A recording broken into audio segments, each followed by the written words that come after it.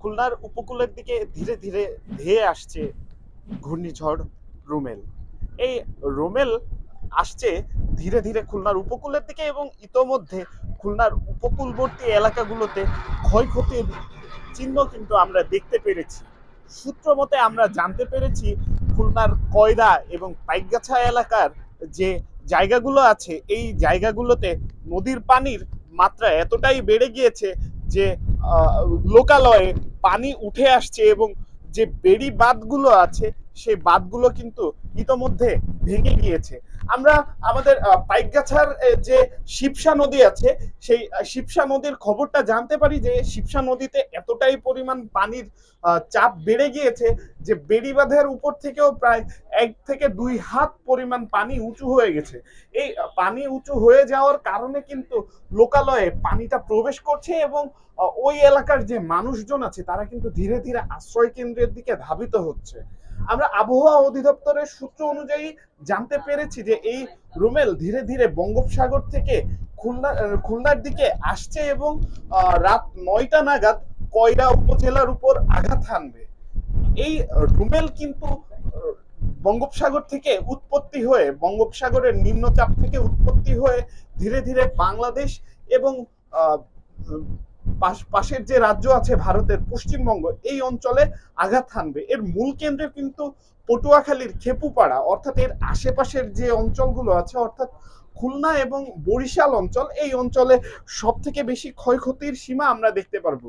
এবং এই যে রোমেল যে আসছে তার গতিবেগ কিন্তু অনেক বেশি গতিবেগে এটা আসছে এবং এই যে আসার কারণে যে নিম্নচাপ সৃষ্টি হয়েছে সেই নিম্নচাপের কারণে এই অঞ্চলগুলোর পানি কিন্তু বেড়ে যাচ্ছে এবং আমরা জানি যে কোথাও কোনো ঘূর্ণিঝড় বা সাইক্লোন হলে এই সাইক্লোন এবং ঘূর্ণিঝড়ের প্রভাবে পানির উচ্চতা বেড়ে যায় এবং সেই কারণেই কিন্তু বারবার যখন কোনো ঘূর্ণিঝড় হয় কিংবা যখন কোনো ঘূর্ণিঝড় হয় তখন কিন্তু এই উপকূলবর্তী এলাকার যে পানির স্তর আছে সেই পানির স্তর কিন্তু উঁচু হয়ে যায় এবং মানুষের যে বসবাসের জায়গা আছে সেই বসবাসের জায়গা কিন্তু প্লাবিত হয়ে যায়। আপনারা ক্যামেরায় দেখতে পাচ্ছেন যে ঝড়ের কারণে একটি জাহাজ কিন্তু এসে মালবাহী জাহাজ এসে নোঙর করলো এই নদীতে এবং এইভাবেই কিন্তু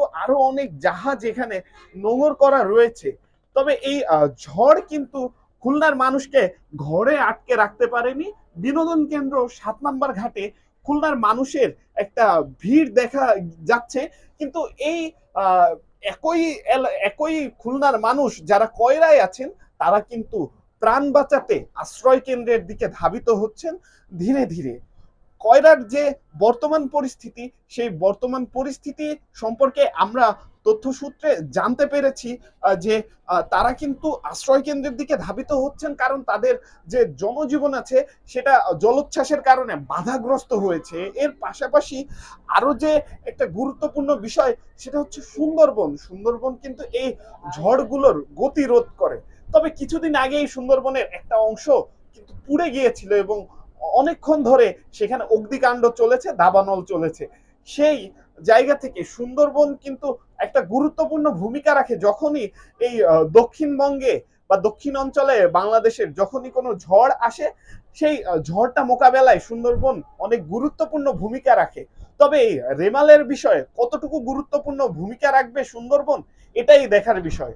রাত 9টার দিকে কয়রায় যখন এই ঘূর্ণিঝড় আঘাত হানবে অর্থাৎ কয়রা দাকব পাইকগাছা এলাকায় যখন আঘাত হানবে তখনও কিন্তু এই শহরের কাছাকাছি এসে পৌঁছাবে না। আমরা জানি আবহাওয়া অধিদপ্তর মতে খুলনায় এই ঘূর্ণিঝড় আসবে মধ্যরাতে অর্থাৎ খুলনাবাসীর জন্য আজকের দিনটি খুবই শঙ্কায় কাটবে।